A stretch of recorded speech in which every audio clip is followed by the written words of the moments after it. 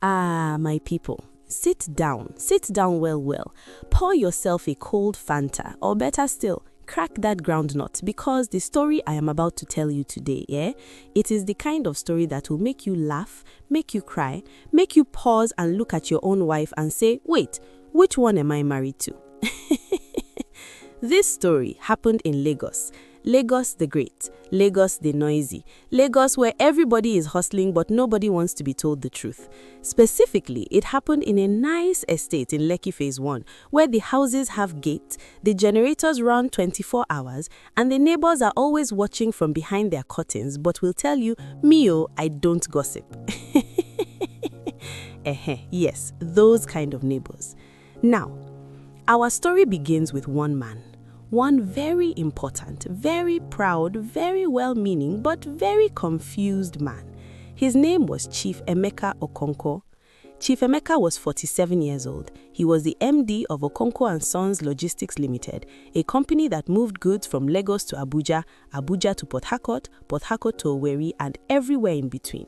The man had money. The man had connections. The man had a pot belly that he called his executive stomach. The man patted his belly like that. He drove a black Toyota Land Cruiser. His gatesman named Malam Yusuf, a very thin, very loyal man from Katsina who had been with the family for 11 years and had seen everything, and I mean everything, but kept quiet because, as Malam Yusuf always said, in this Lagos, the man who talks too much does not keep his job too long. Chief Emeka had two sisters. One was called Aunty Ngozi, a loud, opinionated woman who sold fabrics on the island and had an opinion about everything, including things that did not concern her. The other sister was Aunty Chisom, a quieter woman who smiled a lot and said, "Okay, no problem" to everything, even when there was clearly a very big problem. Chief Emeka also had a best friend, Brother Kingsley, a man who had been divorced twice, was currently on his third relationship, and still considered himself an expert on marriage. God help us all. Now, Chief Emeka's mother, Mama Okonkwo, God bless that woman, she had been praying for her son to marry since he was 32. By the time he was 38, she had started adding fasting to the prayers. By 40, she had consulted their pastor, Pastor Bright, who told her, "Mama, just keep praying. God's time is the best." Mama Okonkwo had looked at Pastor Bright and said, "Pastor, my son is 40 years old. Which time is God waiting for again? Should he marry at 70? Who will born him children?" The woman had a point, honestly. Now, Chief Emeka was not a bad man. He was simply a man who had been too busy building his business to settle down. But at 42, after his doctor, Dr. Chukwuemeka Adeyemi, a man with a hyphenated background and a very long name, told him that his blood pressure was rising and that stress and loneliness are not good for men your age, Chief, something shifted in Emeka's chest. He decided it was time to find a wife. Now, this is where our story truly begins, because Chief Emeka did not find one woman. He found two. Two, my people, two. And both of them were beautiful, both of them were educated, both of them wanted to marry him. The first woman's name was Adaeze Okoro. She was 34 years old. She was a financial analyst at a bank on Victoria Island. She had a master's degree from the University of Lagos. She was tall, dark-skinned, with natural hair that she wore in big, confident puffs. She had a loud laugh, the kind that fills a whole room and makes other people start laughing without even knowing why. She talked a lot. She had opinions. She would look at a situation, analyze it, and tell you exactly what she thought, whether you asked or not. She was not rude, she was not aggressive, but she was direct. She said things plainly, clearly, and without the kind of coating that some people prefer. People who met Adaeze for the first time often said, she talks too much. People who knew Adaeze for years said, "That woman, she is a treasure. She will not let you make a mistake in peace." The second woman's name was Nneka Obiora. She was 31 years old. She was a primary school teacher in Surulere. She was fair-skinned, petite, soft-spoken with a gentle smile that made everyone around her feel calm. She spoke only when necessary. She never argued. She never raised her voice. When something was wrong, she would smile quietly and say, "It's okay, God is in control." People who met Nneka said, "What a beautiful, gentle soul." People said she was the ideal wife, the perfect woman, submissive, quiet, peaceful. Mama Okonkwo saw Nneka and immediately said, "This is the one. Emeka, marry this girl before she goes somewhere else." Now, let me take you back to how Chief Emeka met both women. It was a Saturday afternoon in November. Chief Emeka had attended the wedding of his junior colleague, Mr. Tunde Adeola, at a beautiful hall in Victoria Island. The wedding was lovely. The jollof rice was smoky. The small chops were plenty. The DJ was doing his job, and Chief Emeka was sitting at table 7 sipping his cold Heineken, watching the dance floor with the look of a man who is content to watch others be happy. That was when Adaeze walked past. She was wearing a green Ankara dress, and she was holding a plate of small chops in one hand and a glass of Chapman in the other, and she was laughing at something her friend had just said. The laugh was so big, so full and unapologetic that Chief Emeka turned around completely. Their eyes met. Adaeze looked at him, looked at his beer, looked back at his face and said, without any preamble, without any "hello, how are you?" she said, "Oga, why are you sitting here looking like you came to this wedding to collect your bride price back?" Hey, Chief Emeka almost choked on his Heineken. He laughed, she laughed. Her friend Sandra pulled her away in embarrassment, whispering, "Adaeze, you can't just say things like that to strangers." But Adaeze was already handing Emeka a small chops from her plate and saying, "I'm Adaeze. I look like you need food and conversation in that order." By the end of that night, Chief Emeka had her number and something warm had settled in his chest. He met Nneka 3 weeks later. It was at his church, Victory and Grace Ministries, where Pastor Bright presided over a congregation of about 800 people. There was a midweek service and Emeka had come because his mother had begged him and because Brother Kingsley had told him, "Emeka, church is actually a good place to meet a serious woman. I met my second wife there." This is the man who has been divorced twice. Trust him. Now, after service, there was a small gathering in the courtyard. Emeka noticed Nneka standing quietly by the refreshment table, helping to arrange cups neatly, smiling softly at everyone who came by. One of the elderly women of the church, Mama Adaeze, had accidentally spilled juice on her blouse, and before the woman could even process the embarrassment, Nneka had quietly produced a small handkerchief from her bag, dabbed at the stain gently and said, "Don't worry, Mama, these things happen. You look beautiful still." Emeka watched all this. He watched the gentleness, the quietness, the grace. He walked over and introduced himself. Nneka looked up, smiled softly and said, "Good evening, sir. I am Nneka." That was it. No jokes, no bold statements, just, "Good evening, sir. I am Nneka." And Chief Emeka, who was a man who had grown up in a somewhat noisy household with 2 opinionated sisters, found this quietness deeply, almost magnetically attractive. Now, my people, I need you to understand something. Both women were good women, but they were very different women. And Chief Emeka, who was a man, God bless the men, they try their best, Chief Emeka began to date both women at the same time, each knowing about the other because he told them he was still deciding. Adaeze, when she heard this, put down her phone, picked it back up, called him back and said, "Emeka, I hear you. Let me also tell you, I am not a standby generator. I don't do idle mode. Figure out what you want and figure it out fast. I like you, but I like myself more." Nneka simply said, "Okay, I understand. I'll be praying about it." And already, the people around Chief Emeka began to form opinions. His mother said, "That Adaeze girl is too much. She talks too much. It will challenge you every day. Is that what you want in a home? Nneka is better. Nneka is calm. Nneka is wife material." Auntie Ngozi, the opinionated fabric seller, said, "Emeka, I don't trust that quiet one. A woman who doesn't talk, what is she thinking? At least with a woman who talks, you know where you stand." Brother Kingsley said, "My guy, go for the quiet one. Less wahala, trust me." This is the man who has been divorced twice. Trust him. Chief Emeka prayed about it. He thought about it. He talked to Pastor Bright, who said both women seemed lovely and that God will direct his heart. And in the end, influenced largely by his mother, by the general consensus of his social circle, and because he was at his core a man who had spent 42 years in the noise of Lagos and secretly craved peace, Chief Emeka chose Nneka.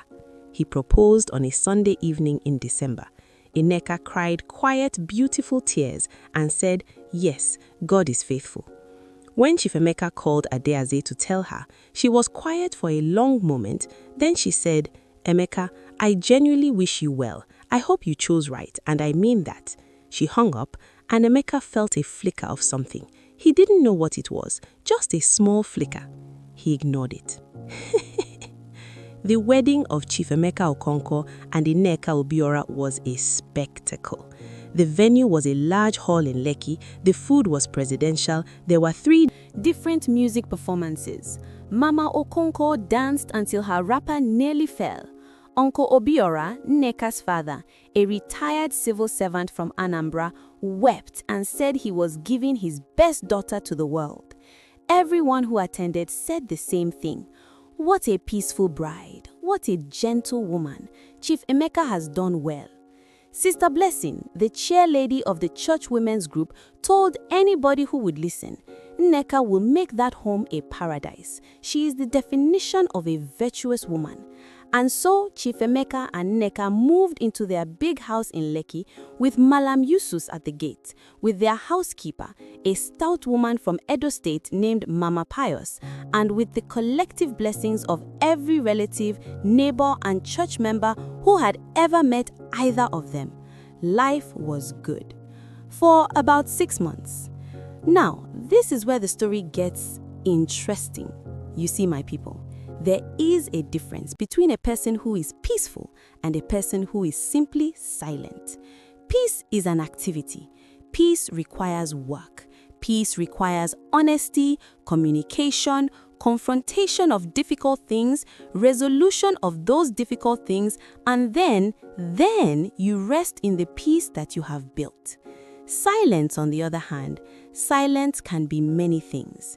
Silence can be wisdom, or silence can be a pot of soup that nobody has stirred for too long, sitting on low heat, looking calm on the surface, but slowly burning at the bottom.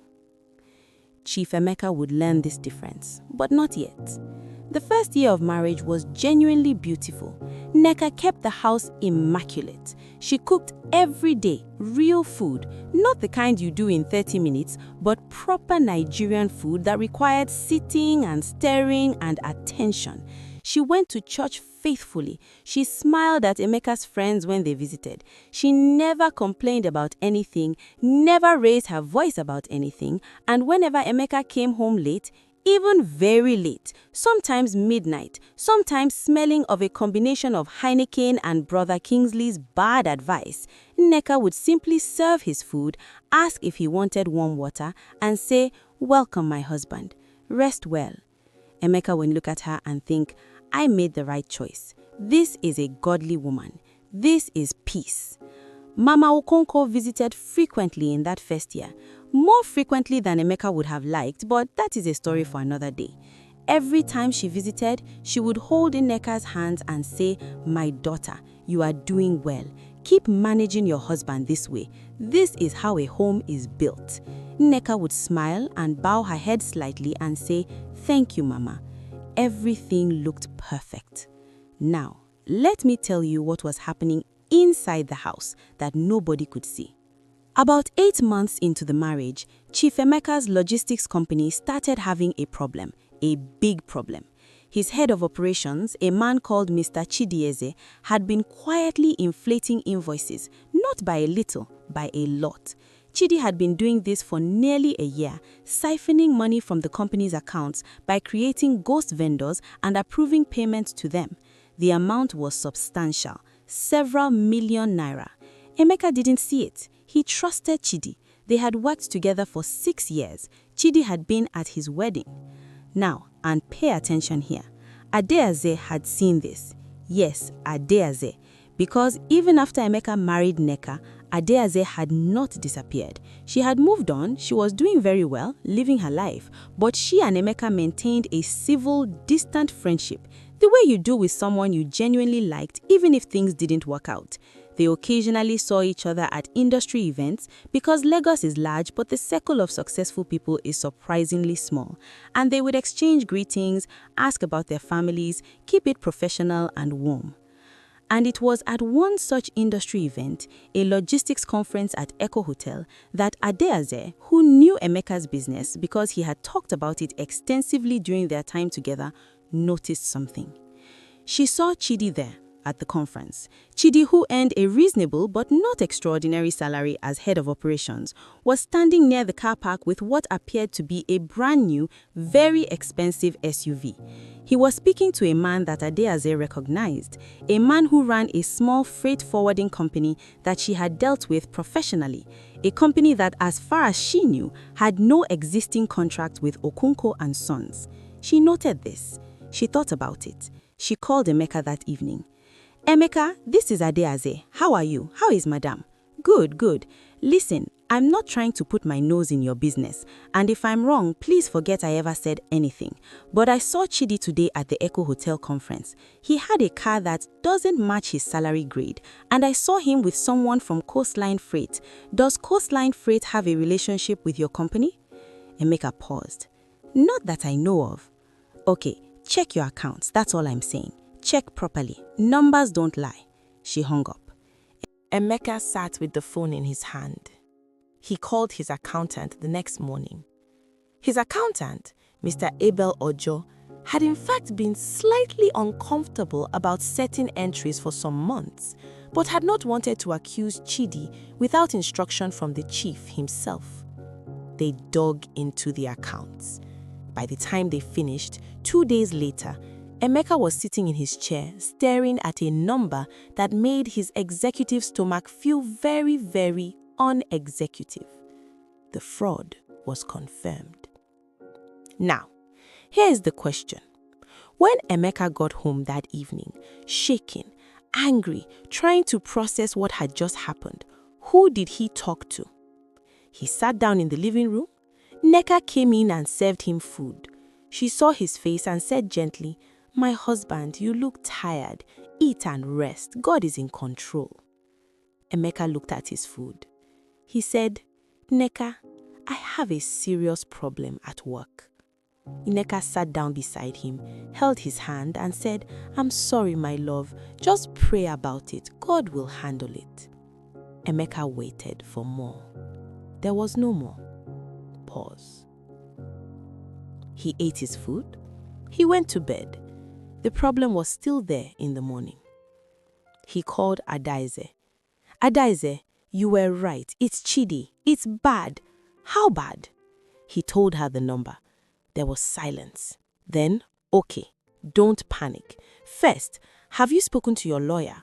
Because before you do anything, including confronting Chidi, you need to have documented evidence and legal advice. Second, you need to do a full audit, not just the account Chidi had access to. You don't know the full scope yet. Third, have you told anyone else? Because information leaks, and if Chidi knows you're onto him, assets can be moved. Do these 3 things before you do anything else." Emeka grabbed a pen. He wrote it all down. He did exactly what Adaeze said. His lawyer, Barrister Funke Koka, handled the process. Chidi was confronted with documented evidence and no prior warning. Chidi tried to deny it. The evidence was overwhelming. Criminal proceedings were initiated and a recovery process began. Emeka recouped a significant portion of what was stolen. Okonkwo and Sons logistics did not collapse. But here, my people, is the part I want you to really hear. The woman who was considered unsuitable to be Chief Emeka's wife was the woman who saved his company. And the woman in his house, his beautiful, gentle, God is in control wife, had no idea any of it had happened. Now, by this time, 2 years into the marriage, a social portrait had been painted in the Okonkwo household, and it looked like this. The wives, well, the wife and the woman who used to be nearly a wife, had somehow, as Lagos life would arrange it, ended up in the same social orbit. Adaeze had gotten married herself to a decent man named Dr. Femi Adebayo, a cardiologist. They lived 4 streets away in the same Lekki estate. It was one of those Lagos coincidences that seem impossible until you remember that Lagos is full of impossible coincidences. The 2 couples attended the same community association meetings. Their wives occasionally crossed paths at the estate supermarket.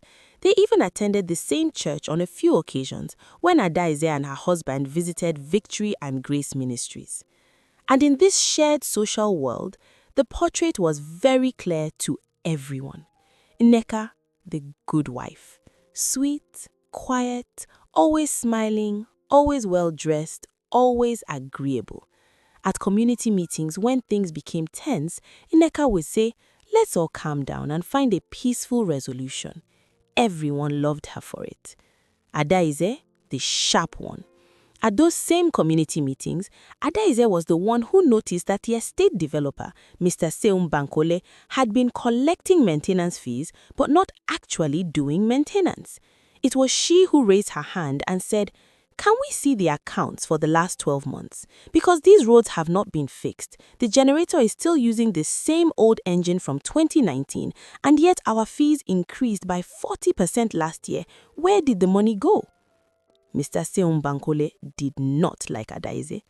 Most people in the meeting shifted uncomfortably, and Mrs. Amaka Obi, the chairwoman of the Estate's Wives Association and the estate's chief gossip, leaned over to the woman beside her and whispered, "This Adaeze, she's always looking for trouble. Her husband must have a lot of patience." And yet, the next month after Adaeze had submitted a formal written complaint with supporting documentation, because Adaeze never just talked, she also wrote things down and kept records, Mr. Seun Bankole was forced to present accounts. The discrepancy was significant. The roads were fixed within 6 weeks, the generator was serviced.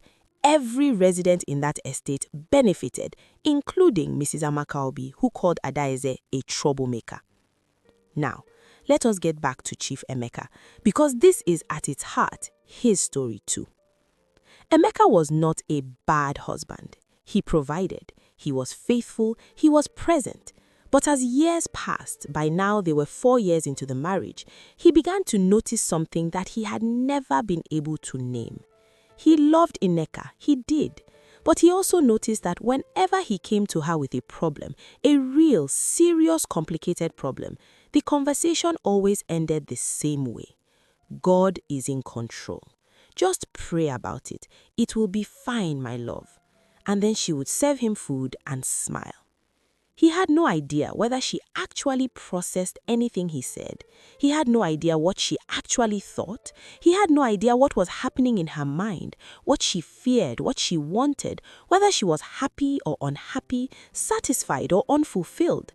She presented the same beautiful, gentle, unreadable surface every day, every week, every year. He began to feel, very quietly, very guiltily, very alone. He would never say this out loud, not to his mother, definitely not to Brother Kingsley, not to Pastor Bright. Because how do you explain this? How do you explain that you are lonely inside a marriage to a woman everyone says is perfect? Pause. He started spending more time at the office.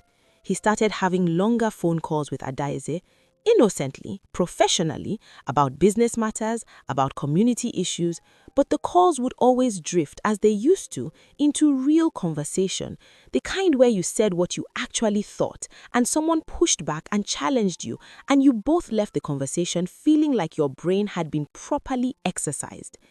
One evening, after a long phone call with Adaeze about a community matter, Emeka sat in his car in his own driveway for 20 minutes before going inside.